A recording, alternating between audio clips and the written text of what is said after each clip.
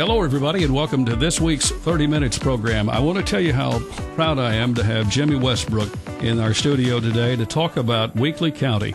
And I have known him since 1981. He's been on the county court since 1974, took a short break of 4 years back in 1986, and then he came back to serve the people of Weakley County, particularly in Dresden. And for all our relationship, I've always called him Mr. Jimmy or Commissioner Westbrook, but today we're working, so I'm going to be very professional with you, Mr. Westbrook. But thank you for coming in and to spending a few minutes about Weakley County. What's your favorite thing about Weakley County right now? Well, the people of Weakley County and the county government of Weakley County, which I'm involved with, as you know, is one of the best county-run counties in the state. We just got an audit back not too long ago. It's a clean audit, which we've gotten for years. What's a clean audit mean? That means no exceptions, no recommendations, just everything, no violations or whatever. Does that mean that everybody's doing their job the way they're supposed to? Pretty much, Paul. I mean, I can't say every day, every minute that I know, but that I know about. We have some of the best county officials in the state. I'm not talking about myself or the county commission. I'm talking about the elected county officials. We've got some of the best ones in the state, and they're recognized by the controller's office and other people to be that way. When did you decide to become a county commissioner when you made the decision to run and you won in 1974? Well, I was worked for the state controller's office at that time in the Department of County Government county audit, and that's when I got interested in county government and how it runs and how it's supposed to serve the people. Now, I may put you on the spot a little bit, but I'll help you if I can. But how many judges or county mayors have you worked with? You talk about in Weakley County? I'd say 5 or 6. And can you name them? I can. Charles Butts was the first one. He went in the same time I did. He was county clerk, and he was elected county judge then, which had juvenile court jurisdiction and court probate and all. But really, he didn't run. He ran again, but he got beat. It was this 8-year term, such as what judges have. But now they're county executives or county mayor in the case of Weakley County now. Judge Butts, and then Ham Brundridge was the next one, and Kerry Killebrew, I believe, was after him, and then Ron Gifford, and Houston Patrick, then Jake Bynum, and Dale Hutchinson. Now I don't know how many that was. You know, back in the older days, did the judge make a lot of decisions? Or there's no doubt about it. We didn't have a finance office, and the judge was a powerful office back in those days, not just a bookkeeper. They made a lot of decisions. They had judicial authority, and of course the county commission were larger then. And what do you have? 24? Well, 21. 21, but before that there was 50, 54, 56. My gosh. That was when it all changed from the old magistrate. I was the last magistrate or justice of the peace. Mm-hmm. We had the authority to sign warrants and issue papers and things like that. Wow, it's changed a lot. Yeah, it sure has. But then the courts ruled, or somebody ruled, that the judge had to be a lawyer to have those duties, and that's when Judge Bradbury came in as a juvenile judge, and a lot of changes were made. Well, as I remember, Judge Glasgow, he didn't have a law degree, and so there's some changes. And what do? Whenever their term expired, or whenever they? Yeah, basically that was what happened when we appointed Judge Bradbury because he, and then I believe Charles McWhorter. General Sessions Judge. General Sessions Judge, and he was the first lawyer, General Sessions Judge. No, I guess Judge. No, there was another one before him. I take that back. Judge Jeter.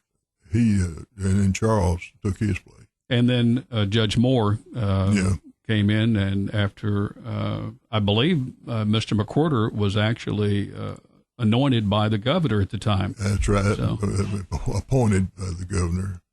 Yeah, I would take you with this for just a moment. What is the biggest change that has happened in Weakley County? Well, that's covering a lot of territory, and I hadn't given it that much thought. But one of the biggest, most progressive thing is when we created the office of the finance director. Back in before that, well, each office holder kept their own books and did their own purchasing and took bids and all. And it was a big turnaround when the finance office was created. We were one of the first in the state to come under what we call the 87 Acts. A lot of times I think maybe we ought not to have done it, but now I don't know what we'd do without it. And of course, computers had a big change in it. Why did we go from 50 magistrates down to 21 and now here at 18? That happened all over the state, actually. I think that the legislature, that group that met, and I'm trying to think 86, I believe, when the Constitutional Convention was made, they've changed all that and set a maximum and minimum number that you could have. I think 11 is the minimum, and maybe 25 maybe is the maximum. Let me say this about the number of years that you have been there. You took 4 years off for what purpose? Well, I left the controller's office and went with the University of Tennessee when CTAS was created. You may have heard of CTAS. CTAS stands for? County Technical Assistance Service, and that's under the University of Tennessee. And I was one of the first employees. The first was a group of us, 4, 5, 6. Mm-hmm. Were created to provide technical assistance to counties, which was a big boon for it, and remains so today. Through the University of Tennessee. In the years that I have been back here in 1981, the one big story was schools. It's always been about the schools. And there was a time when there was some discussion about what do we need to do? Do we need to have one big school, 2 big schools, or have smaller schools? Where have we been, and where are we today? Well, of course, we had back in those days, starting with, we had 6 high schools in the county, which we're down to 4 now. And that's just a matter of opinion or differences. Everybody's got the idea. Nobody's right or nobody's wrong about what the ideal thing is. Of course, small schools have their place, and large one does too. People got very emotional about changing. That's emotional is not the word for it. I mean, it's out of control as it could get sometimes. People expressing their opinions, which they have a right to do. But all schools today have, for the most part, in a county the size of ours, 30,000 and some change. Obion County went through it, I think, in around 1960. Or so. Weakley County, what was it, 80? I'm trying to remember. Was it 86, 88? I was trying to remember when Palmersville closed. And it may be a little bit later than that, but you're Sharon, and we were dealing with a lot of high schools. Yeah, that's true. And the one thing about schools today, and I think you'd chime in on this, cost a lot of money to run a school system. It sure does, and it gets more so. It's more so every year, and that's not being critical. The teachers are going to get a big raise next year due to the legislature and the governor, and I'm not opposed to that. I'm for that. They need to make more money. And you've got people out here making a lot more than a school teacher makes, and with not as much education. Mm-hmm. So. Well, let's talk about, I actually want to go back to something here. Industry, how has it changed here in Weakley County? Because we used to have a lot of industry that when I moved back in here in 81, I mean, we slowly started to see things. That's very true. But we still have the lowest, some of the lowest unemployment in the state, and everybody's got a job, and the people looking. Blake Stoker, my grandson, has got a business here in Martin, and a good business, but he has trouble getting help. And the ones he gets, he has trouble coming to work. But we got housing. We need housing here in Martin and Weakley County, but in Martin particularly, I'm told. I'm not an expert on that by any means. But everybody's got a job that wants a job that I know of. Shirt factory, gone. Yeah. Shoe factory, gone. Shoe factory. And all the sewing factories are gone. Yeah. And that's true. Gleason had a factory. Every town had a factory. Every town had a factory. That's correct. Yeah. And I don't want to say that they came to our rescue, but it was very, very timely that Weakley County got a major player, and that was MTD that came in here in 1985. That's true. That's very true. And now Stanley Black & Decker has approximately 1,600 employees in that factory. And you're talking about schools. When I first got elected, we had over 6,000 students in Weakley County schools. Now we're under 4. Where have they gone? Is it good you're leaving and have something? Well, I just think it's other things. I don't think families are as big. I don't think you're having as many children, with that kind of drop off, and maybe they're not going to school as long, or I don't really know the answer to that. I just know that the state sends us money based on enrollment. It's partially based on enrollment. If you've just joined us, the senior member of the Weakley County Commission, and that is Mr. Jimmy Westbrook. One of the things that I think people are focused on today is education. People don't want to put them together. We're talking about the schools. There's Christian schools also. The legislature, have they helped Weakley County and other schools across the state, or has it been maybe not a good idea to do some of the things they've done for education? Well, one of the things they did this last time is to pass that vouchers, and I'm happy to say that our representative Darby was very supportive of the county schools, but that hurts county schools when all those people that not only the ones that paying tuition now, but people that's going to say, I'll get in on that. I think it's bad. I'm for more money for education, but not to be giving it away. As many of you know, the late Ned McWhorter came from Dresden. It would be remiss if I didn't ask you the hard question on Ned McWhorter, and that is, did he help us a little bit in Weakley County? I wouldn't say he helped us a little bit. I'd say he helped us a whole lot in Weakley County. He was very supportive of everything we tried to do and did.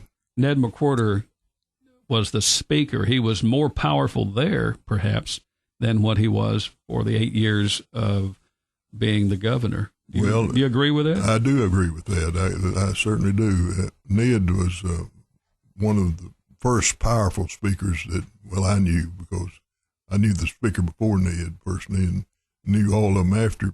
He was had a lot of respect, and people respected his judgment and opinion, and he wanted to do the right thing. Well, let's start with education. He was very concerned about kids. Yeah, very much so. And teachers. Very much so. He was very supportive of education. But I think the biggest challenge that he had, but he was able to get it done, and that is to take a highway from all the way to Parker's Crossroad, 4-lane, all the way down to Jackson and Mississippi for that end of it. I mean, this highway that he built and had good. He did that all over the state, not just in West Tennessee. And of course, if you get on the roads today, you can see they're getting in bad shape, so to speak. Mm-hmm. And one time when he was in there, I think Tennessee had the best road system in the nation. And the money was really good. I mean, we took good care of money during that time. Well, that was Ned took care of money. Was he really as tight as people said that he was? Well, I may not need to answer that question, but his reputation is that he was pretty conservative. Mm-hmm. On the subject of Republicans and Democrats, this has been a tenure where the Democrats in Weakley County owned Weakley County, and then through a few years ago, it it began to switch to the Republicans. Why do you think all of that took place?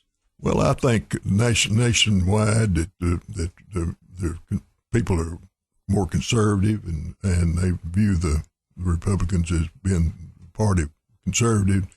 My experience has been that both in serving on the county commission, we had a lot of Republicans back then. They just run as Democrats because that's what you had to do to get elected. We had full-time officials that ran the Republicans, but the Republicans didn't have a primary, and the Democrats did, and that's what they ran as. And I don't have any problem with that myself, because we've had pretty good luck with it, having some good elected officials. You know, that goes back to conservatism, which seems to be pretty much the way it is right now, because you're trying to pass a budget and people are really tight with the public's money around here. But then again, you have to do certain things. Well, it's been 14 years since we had a tax increase, and that's not in and of itself. It's not justifying a tax increase, but you can't pay teachers more money, build more roads. It takes so much more now to blacktop a county road. It's almost prohibitive to do it.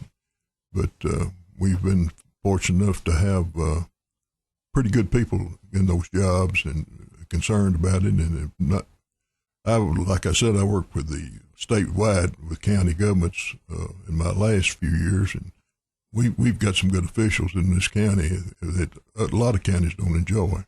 Why didn't we raise taxes 2 or 3 cents, 4 or 5 cents? Well, we just saw where we could get by without doing it, and we do it. You know, we haven't got much debt, and that's what saved us this year.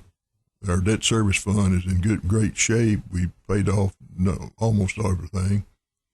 We've got a new jail, and not due now, but redone the jail that was built back in 2000 or 99, I guess it was, one or the other. State of the art, and then you sold the Weakley County nursing home. That's right, but I'm not counting that money because we've got that socked away, and we need it out of the nursing home business. Now, I've served on that board a couple of different times, and you mentioned saying that back in those days you'd get run out of the county. But I think the people realize that technically, and the times change, the federal government's involved through Medicare and Medicaid, and there are more regulations in the nursing than any other place that I think. I believe they just sat around and look for some regulation. So where do we go here on the Weakley County budget that you are going to vote for or against coming up here in the next 10 days or so? So what's in the budget? Well, you mean, what do you mean what's in the budget? Roads. You have roads and the general fund, which includes the sheriff's office, is a biggie there, and all the other offices. And then you get the highway department and their operation to maintain the county roads. We've got 937 miles of county road, which is, I think, in the top 10 in the state for sure, and the number of miles. And then, of course, in West Tennessee, you have the mountains in East Tennessee, and you might have a large county land area-wise, but you don't have that many county roads because they're going up the mountain in the county. So, and then we have the debt service fund, and then the school fund. I had Miss Marcy Floyd, our trustee in Weakley County, recently, and took it step by step on how the money is collected, how the money is made sure that it's in the right place. But this has become pretty much a lot of misinformation that's been in this budget and in this county commission, not telling the truth from people saying those things. I've had anybody told me that directly, but I've heard conversations about that. Some of the officials saying what the taxpayers are saying, won't know about commissioners or people buying new cars, and that's just not true. I mean, it's not, no money's being wasted like that. Now, you might argue that might not have ought to bought that nicer car or something like that, but it's all done by bidding, and we had a meeting last week, as a matter of fact, and the word got out. I got a phone call that there's going to be a group of protesters there, and they're going to be marching, and one person showed up, and he didn't open his mouth. You weren't surprised, though. You really weren't surprised, were you? I wasn't, not really, no, because I know that we all did on both sides of the thing, did what we thought was right. What does Weakley County need right now? Well, and when I say what does Weakley County need, whether it's just more churches, okay, I'm going to be broad here, more factories, more mom and pop. Well, I'm told by people that's in that line of work more than I am that we have a housing shortage, need some housing, affordable housing. I'm told that now. That's kind of out of my line of work. People that I respect and think know what they're talking about. Well, you got to have people to be here, and they don't want to run from 25 miles away to come to work here. So how do you go about putting up more houses? Well, I'm not sure I have got the answer to that question. I'm pretty sure I don't. But it's very true. I mean, we got people now that commuting from Dresden, and I don't know about Martin, but I think Martin too, to Jackson every day. And that's been unheard of a few years ago. And now they just get in the car and go. Get in the car and go. And a lot of people, and that means you're losing some taxes also. Oh, no doubt about it. And I don't want to use the word leakage, but that's really what it is. Yeah. You have people that come in here, get their paycheck, go back home to their home, and you'd rather them to pay their taxes here. Yeah. And I'm told that people are moving in here or buying property here because it's cheap, and the taxes are cheap, and the property is relatively cheap, although it's gaining. I have said to my colleagues and my friends, and even I think I said it on the radio one morning, and that you're the smartest guy on the county commission that knows all of the background of all of these years that you have served in Weakley County as a county commissioner. You remember things in Sharon, whether it happens to be there or Gleason, Agent. I mean, you've got all of these different places. When you look back on all of these things, and some of them are maybe we've got things that we need to get rid of, yeah. And I don't know what those are. Can you share some of that? Well, that's what you're saying is true. I don't have any magic wand I'll take issue with being smart. I'm not being smart, but I've been around a long time, I guess. Well, give me the compliment anyway. Back to you. So okay. But in that, there are so many things that you know, and I'm saying this professionally. I mean, the knowledge that you have that you have been able to help this county commission for a number of years because you can go back 30 years. You can go back 40 years. Well, a lot of that had to do with us. I've told you before, I worked for the state controller's office in the Division of County Audit, and I've worked there over 10 years, and you pick up what's good and what's bad from that. Then I went to work with the University of Tennessee for another 15 years. I didn't create it, but it was created by the legislature, Technical Assistance Service, and then I was the executive director of the Tennessee County Highway Officials Association, which I work with all over the state. Can you tell them to bring some blacktop over here? It's high. It's too high to move. Let me take one other step here for a second. If Weakley County didn't have the University of Tennessee at Martin, what kind of county would we be today? I've thought of that a lot. It's unbelievable. It's unbelievable what an asset we've got with the University of Tennessee, particularly in education, with teachers, hiring teachers, or the teachers, students, or teachers' spouses and kids and everything. It's such an asset. It's unbelievable. If we lost UT Martin, if it never had come here, how would Weakley County be different? I've thought of that before, Paul. It'd be terrible. I mean, we'd go from one of the best counties in the state to to one of the average, if that good, if it wasn't for the University of Tennessee at Martin.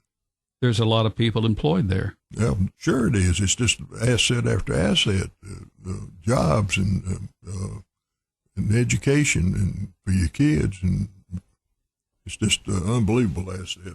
How did Ned McWhorter feel about UT Martin?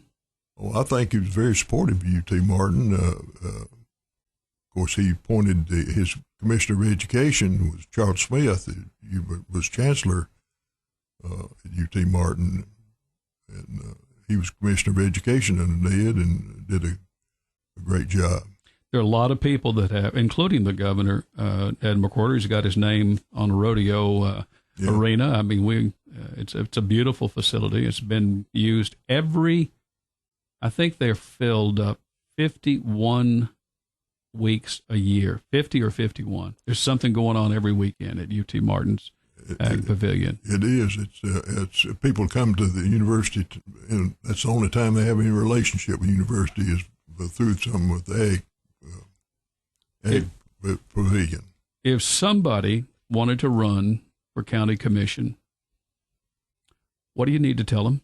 What advice can you tell these people that are aspiring to be a new commissioner, taking your position at some point? That's going to be open. Well, I think they need to have an open mind, not have so many. I don't know about how many it is, but quite a few people run for the county commission for one purpose only, just or whatever it might be. And they need to keep an open mind and fit the facts, and then see if their background is supportive. Do you do it for money? I'm told it's $300 a meeting. Yeah, but we don't meet but 9 days, 9 times a year. Is $2,700? I don't think the money is what attracts anybody from running or not running, as far as that's concerned. I don't think that, but I don't. Obviously, maybe they do. I don't know. I don't know of anybody personally that I think ran just Some people think so out there in the public. Well, but some people, that's nationally and statewide and local too. They get the information and it's wrong, and they add to it. Let me put words in your mouth here accidentally, but bottom line is you got to do your homework. Am I right about that? Well, you need to. I don't say I'm not sitting here telling you that everybody spends a lot of time off studying, but a lot of people do. A lot of people do spend their time. We went yesterday. About 6 of our county commissioners went to the Dresden Armory. You know, the states wanted to settle the armory. 21 of them in the state they're closing. And that 6 or 8 went out there out of 18. Say a third of them, they didn't get paid. We didn't get paid, didn't make a penny out of it. No, none of us did. What's going to happen to the Ned McWhorter National Guard Armory? Well, the state is now trying to, they offered it to the city of Dresden for almost $1 million, I'm told. The city of Dresden is not interested, and they're offering it to the county now for $1.1 million or $1.2 million, which I don't think we're interested in it either. I'm not, but we'll see. Thank you so much, and please know how much I appreciate the service that you have given to the county commission and also to Weakley County, because you have been a great asset all of these years, and I hope you run again. Well, I'll never say never, but I doubt I run anymore. I hope you've enjoyed listening to our program today. Our guest has been Weakley County Commissioner from District 9, Jimmy Westbrook, Jr. He's had a lot to say about a lot of things, very good opinions, but more than anything else, I know his heart is heavy for Weakley County. Thank you for joining us. Thank you, Paul. You've been listening to 30 Minutes, a community affairs program on Thunderbolt Radio. You can listen to this broadcast and others anytime by visiting thunderboltradio.com and following the Thunderbolt Radio and Digital YouTube page. Thanks for listening.